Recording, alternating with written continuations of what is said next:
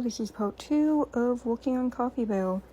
Now, the hand looks very incorrect, but we're starting with making the other side of the hand so when it's reaching into the pocket. Now, for moments like these, we can switch over to layer 3, where we can just copy it from layer 2, go to layer 3, go over here, paste it, and see how it would look reaching down into the pocket. And since we're on a separate layer, it doesn't matter if we do anything because it will not affect the layer under it. For future reference, once we do this, we can actually just remove by following that, move all the lines beneath it that are in the way. Now if we did the same with the coloring, because there would be hand coloring here, you can see that the hand is reaching down. Now for reference, once we get back over here, we can move this over to probably about there, because we'll still need the front of the pants, and then possibly like the bit of a baggy short, and we'll sew from the right side rather than the left where they're reaching into the pocket. Now it's the other side where they have the keys and they're going towards the lock. So here it will show 2 different slides of them holding the key, hand down, and then them reaching towards the lock, and then them putting it in said lock. And there you have the 1st, 2nd, 3rd, 4th, 5th, and 6th basic panels done. Now we're gonna get like the base idea of how the portion will look for the scene. And if we use like a rectangle for the body, you can kind of guess where the shoulders will be, right here and right here. But this one will be a bit smaller than this one as it further back. Using the top line, we'll get the eyes. The middle line will be kind of like the middle of the nose, and it would probably continue like that if you're making it more realistic. Bottom line, the mouth, but if you know from the past, I really struggle with drawing mouths. From here with this base outline, we would probably go with the short, because this is for the back. It won't show most of the collar. Over here it will, and since it will be a V-neck short, we kind of want it to go down more. We also want it to go behind the neck a bit. And then we would have the shoulders going out. And probably about right here would be where the chest is going to be. And then on this side, it would probably actually be right about here. And then the shoulders going down. Now for the hair, we're going to switch layers. And Sebastian kind of has like a little floppy bit here. And he also has a bit along the sides like that. For this side, we kind of want to do them, but we also want to hook them around. But we can also add a bit of it going outwards too, to show that it is on the other side. So it doesn't hook around, but it goes outward like that. Now he does have a bit of bangs, and we kind of just want to rough shot them. And for the side, we do want the hair to floof out a bit over here. But again, this is the rough draft, so we're just gonna kind of guess where it would actually floof out. For the back on this side, and because it goes in its front too, we'll have 2 front long pieces that end right before here. We'll also show that it tucks back with a bit of a loop. On this side, they will fluff out like that.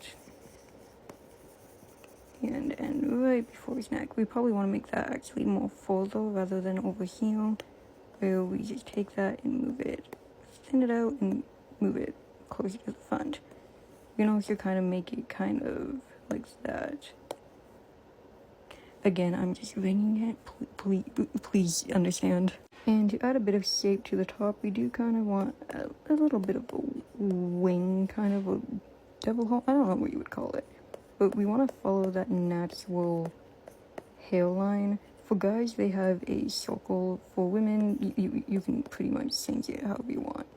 I mean, with guys you can too, but it usually takes a lot longer to get this in a different area because the hair is shorter. It's just kind of how it flows. I don't know. Yeah, longer hair, they can't get it like that. Now, as we all know, Sebastian does have a bit of hair, a mustache that would go probably like that, but we don't want it to go too high. And then we would follow the shape of the chin, go up a bit here for the gruff, and then go along the side here.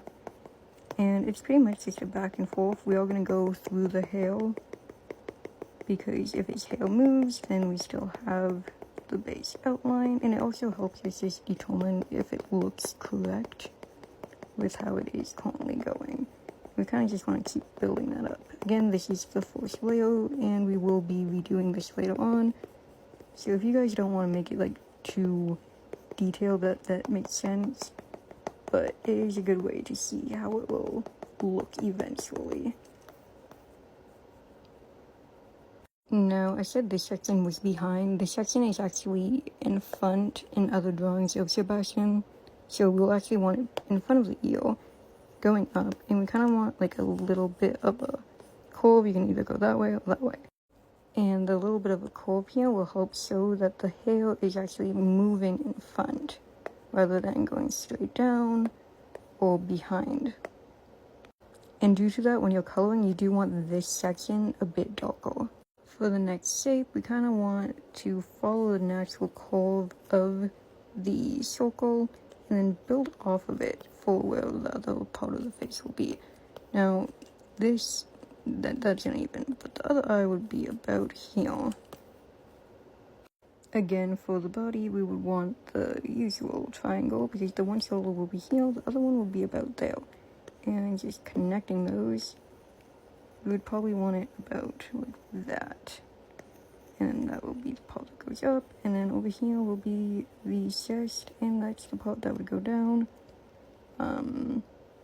We'd actually probably want this part more up there. If you can't really decide, a good way to decide is adding how the short will go, just following a line.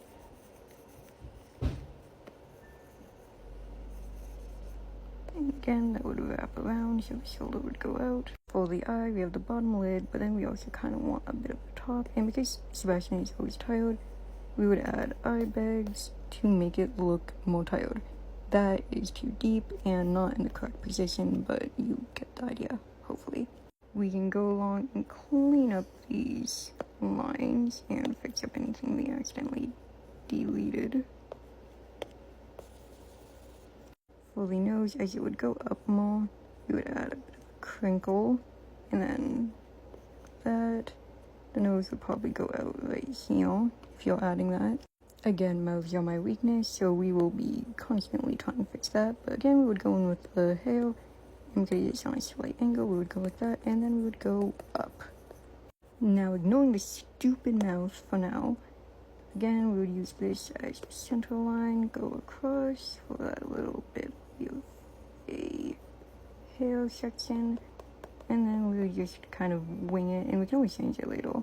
And we're doing this on another different slide again. You have the two strands that go out here, and then we would have the section that goes down, like that, and again it hooks around the ear. And now for the most part, we can get rid of these lines for the head. I like to keep a line so I remember where the hair should start when adding more detail.